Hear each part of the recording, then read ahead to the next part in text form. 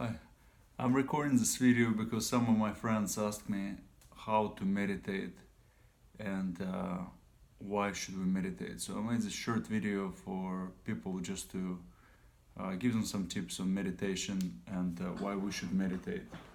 So my experience with meditation started when I was about 24.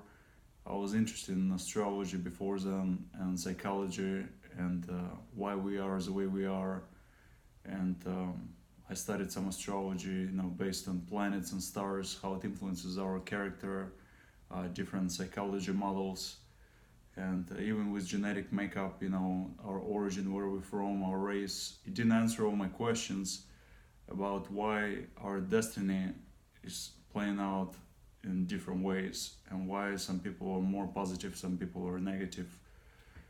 So then, once I came across meditation at the age of 24, I started reading more about Eastern philosophy and meditating, going to higher levels of consciousness through meditation. And I came across Buddha Maitreya and Shambhala healing tools. That's how I got into meditation. And some people tell me stories, they come across different other stuff and they start meditating in a different way, but this is how I started my meditations. So consciousness is a phenomena of neurons firing simultaneously, billions of neurons firing simultaneously in our brain.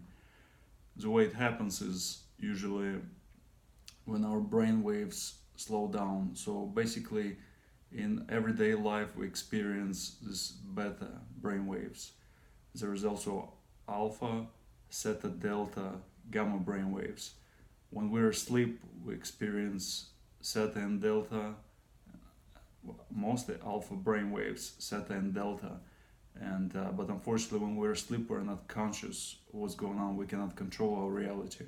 So meditation gives you an ability of going to slower brainwave states and seeing these visions and feeling the energy as if you would when you were asleep, but actually being conscious and being able to control it because it's a blend of subconsciousness and conscious reality together. When you meditate, you're able to get to that state. So the benefits of meditation are a lot. There's different benefits, such as better health, better concentration, good memory, increased flow of energy, synchronicity between our brain hemisphere, right and left, increase. And my favorite benefit is more energy flow through the chakras. Through chakras are wheels of karma, so they say it's esoteric. Say it's the wheels of our like a car, wheels that spin. They spin energy, and through that energy, they change our reality. So when you have the flow of energy coming to a heart chakra, it's in the middle of all the chakras. Basically, it kind of flows. The energy flows like this, right? So it's a spin of energy and produces the heart consciously. When you send energy there, it produces oxytocin, love chemical. So I love it for that reason. Is because you feel that you're in love. You feel more compassionate. You feel more open to this world, more connected to everything. At the same time, you do feel more protection because of your energy field around you. You feel conscious of it. So this is the benefits of meditation. There is a German psychologist, Sigmund Freud. He said that majority of humanity spent most of their life in a state of collective unconsciousness. So what he meant by that is that we do all this circling around in the same circles. We repeat doing the same actions over and over. He said that whatever the events in your life will keep repeating itself until you make unconscious conscious. So what that means is, we're going through all the steps in our life, passing all these tests. Like we go to school, we go to work. Some people get a mortgage, student loan, whatever. We follow all the steps, and we don't question much because we're guided by our parents, and we're guided by our teachers, and by our boss, by our spouse. We live in through expectations of ourselves and other people, and it's always easy to follow, and not to question anything. So it's interesting because meditation teaches you something opposite. It teaches you how to question, how to awaken of this multiple choice reality, that if you're given only certain options and maybe the answer lies outside of it, it's basically looking for a space between the two thoughts. It's that empty space, and from there come new possibilities. So you might make a good citizen, your country citizen, you might make a good consumer. That's what your government teaches you, that's what they teach in schools, but they do not teach how to be free, because then you will be more detached of your thoughts and your emotions. You'll be more detached to what you need to buy and how you need to learn certain stuff. So it's not that, you know, this collective unconsciousness circle is what Sigmund Freud referred to is bad. It's just that it doesn't get us out of this normality pattern, you know. And meditation is a way to go. It's something to go outside the box, you know. So Swiss psychologist Jung said, "Those who look outside dream; those who look within awaken." What he meant by that is our vision, our imagination can create a new reality rather than taking on reality from the outside, what's given to us as necessary reality. So whenever you meditate, you develop an imagination, an active imagination. It's as if you were reading a book, right? When you read a book, you not only memorize it and makes you smarter, it develops your memory, most importantly, it develops your imagination, the power of imagination. And whenever someone tells you something, you can imagine something, and you know, you have a better way of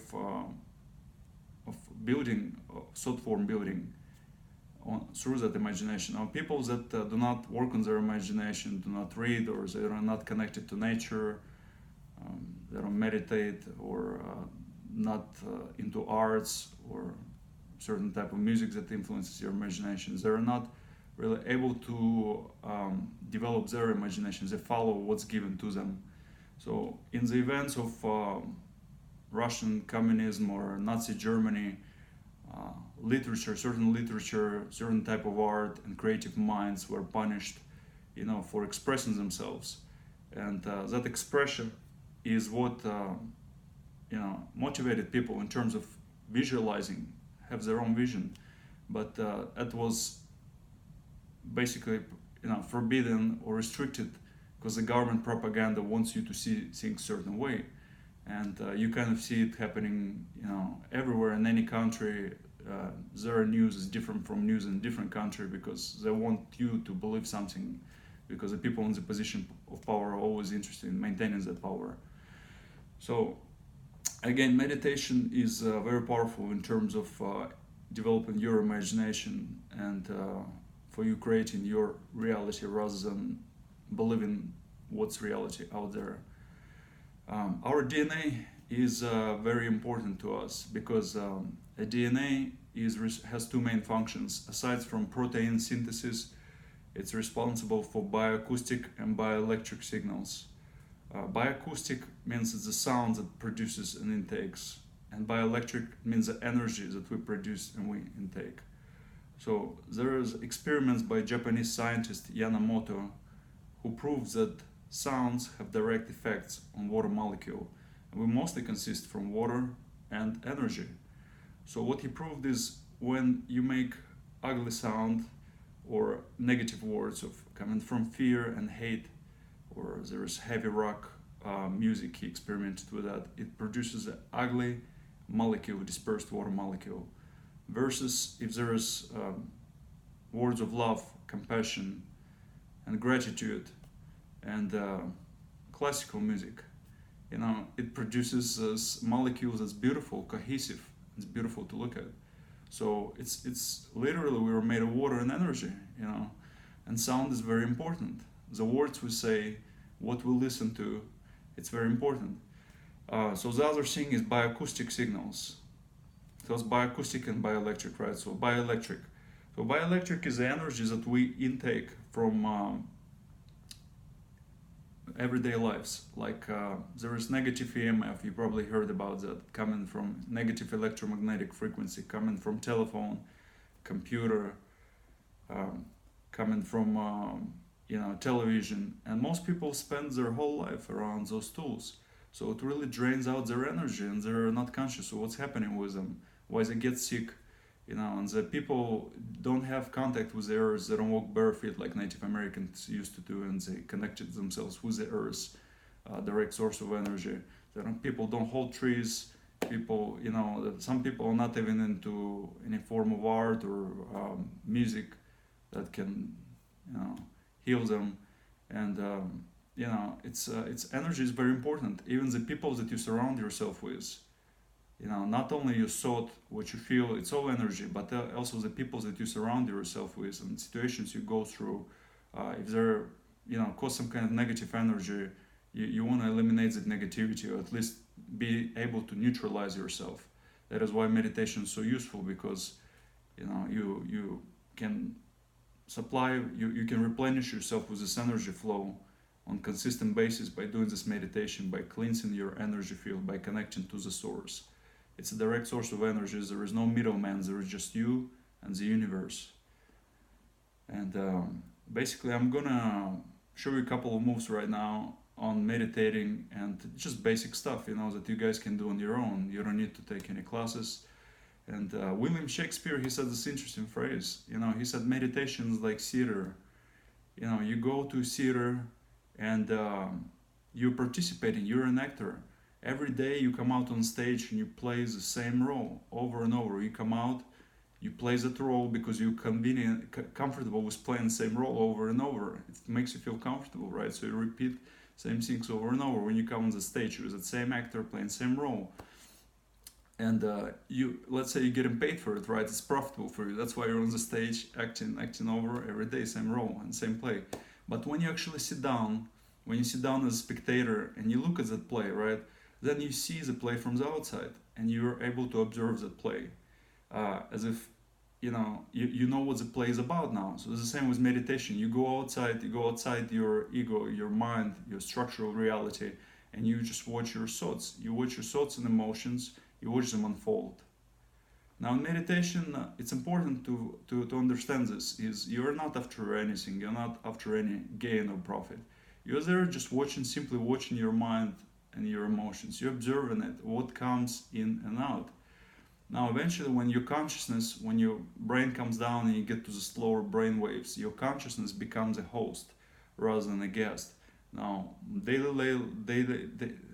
everyday lives, this subconscious, conditioning, social conditioning and subconscious reality we enslave ourselves to by being constantly controlled by our subconsciousness, by our body.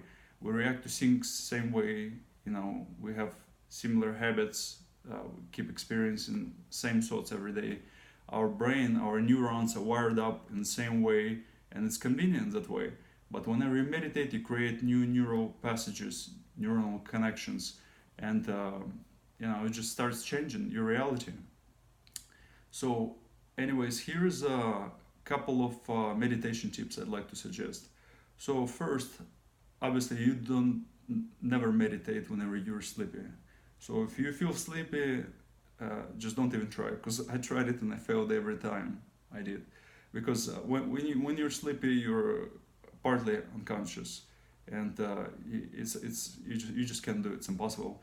Also, please try to meditate on empty stomach. If you're on a full stomach, it's not gonna work. You kind of imagine yourself as if you're a temple, right? You're that empty temple, waiting for energy to come into it. Kind of a pyramid even, because when you sit in a lotus position, you actually form a shape of a pyramid. Also, it helps to do a couple of exercises when you meditate, but I'm gonna focus now on visualization. So it's very important, visualization in meditation. You don't wanna focus on people in your meditation. You don't wanna focus on something objective. You can imagine a place, a peaceful place where nobody is, and it made you go into a peaceful state of mind when you're always there. You can imagine that. You can imagine the tree and the energy spinning around it, and you become that energy. You can, imagine like a spiral of energy going around you in circles, spiraling, because the energy doesn't travel in straight lines. So you can see as a spiral flow of energy, or you can imagine a spin, like an atom, like an electron spinning. You can imagine the spin within your body and focus on that, going through all your centers, energy centers. Now we do have our chakras located closer to the spine area, so if you focus your energy closer to the spine and going up from there, it also helps you to bring that energy from bottom and floating up like this. Again, there is no certain technique in meditations. There's different schools of meditation, but you don't have to limit yourself to any specific outcome. So when you meditate, just breathe and watch your thoughts and focus on the breath. Whenever you go to those thoughts again and you feel like they're taking over you, just don't panic. Don't panic, because whenever you panic, you create that counter ego, right? Alter ego. So you make it more difficult for yourself. Just come back with your breath, come back to the energy and feel it around your body. Feel it around your hands, next to your palms. The palms are our energy centers, so are the feet. So you feel it around here, you feel it floating closer to here, and this energy spirals, it goes around you somewhere. This is how you bring the consciousness energy back to your body. And then if you're able to imagine this place or this deity or whatever you want to focus on, right, this light or color, and you go there, just keep exploring with it, And the kind of music that you play in meditation is, you can use either, I like Soma FM, Drone Zone, it's ambient music, very quiet, but I've been meditating mostly to mantras of Buddha Maitreya, because he has singing bowls, Tibetan drums, sound of Om. It's a beautiful sound, it's a high frequency vibration word, so you can do it in your meditation too. You just breathe in deep and then you breathe out Om.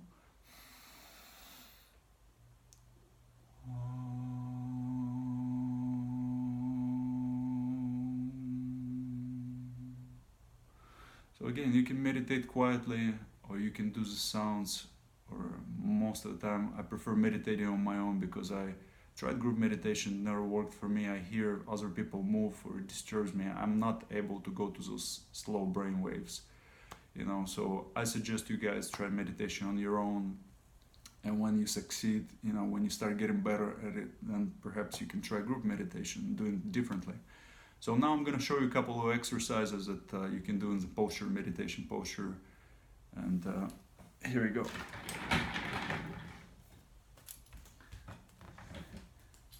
So I suggest sitting in lotus position again. This is how I meditate. You just cross your legs.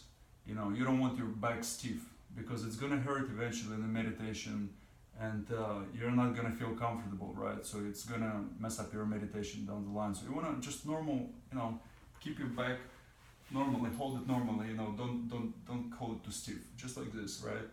You keep your palm up, facing the universe, and you feel the energy flow. You just close your eyes and you breathe. Quiet and slow, and just enjoy your breath, and enjoy it how your breath, it becomes subtle energy. You breathe out, you breathe in problems, you breathe out solutions. You breathe in oxygen, you breathe out subtle energy. You feel this energy flow, and you become conscious of it. Once you become conscious of it, then you can direct it. So there's a couple of exercises you guys can do before meditation, very easy exercises. So you can sit down like this again, and you can put your hands down like this, facing the earth, and you can say these words: I forgive all my thoughts.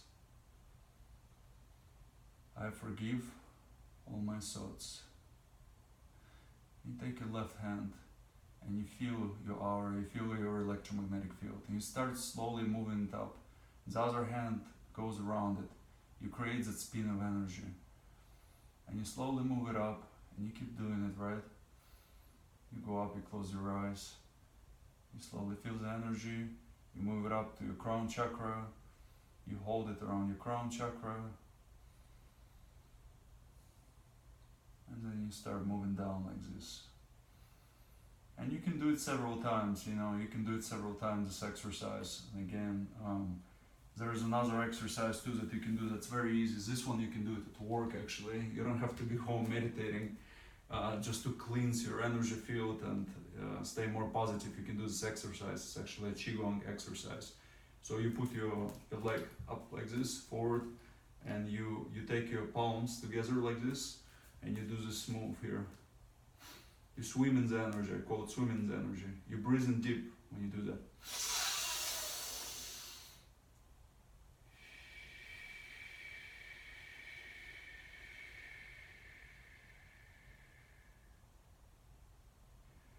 And when you raise your hands like this here, when they're going up, imagine the ball of energy by your heart. Imagine that, the ball of energy that you're controlling it. And then you push it out again and you swim in it, in this field of energy.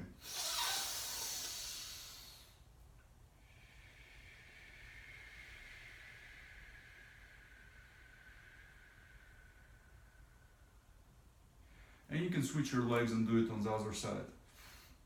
Also, you can also combine the word Om with this move.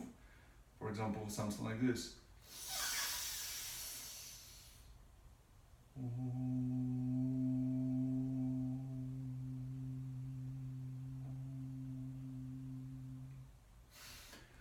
So this exercise is pretty useful, and the other one I showed you before meditation you can do that.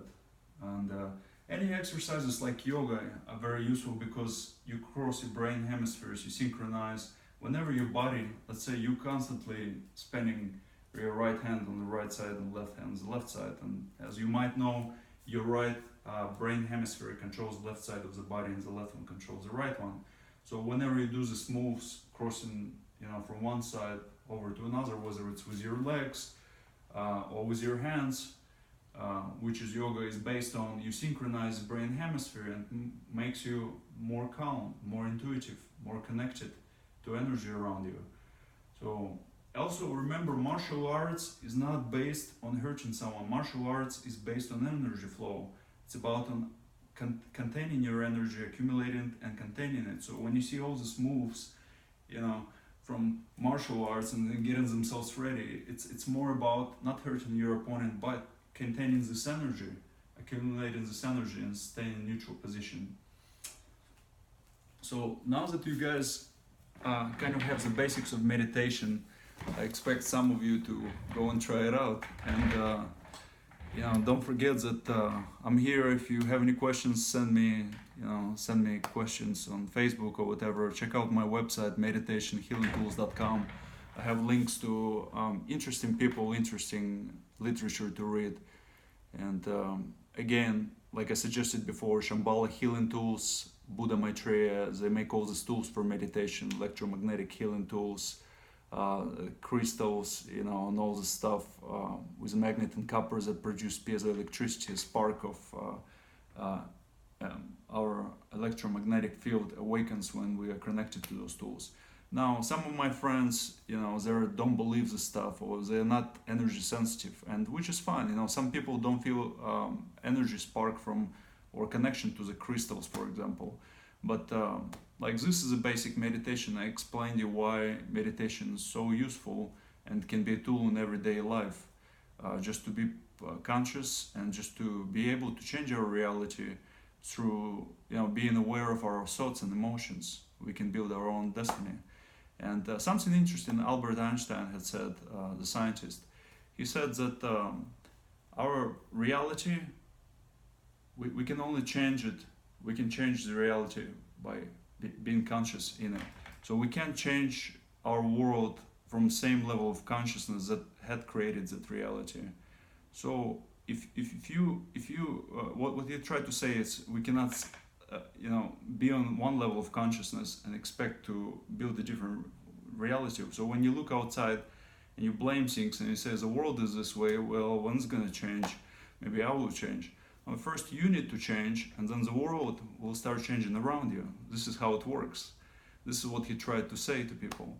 And also, you cannot help other people without helping yourself first. Remember that. That's very important.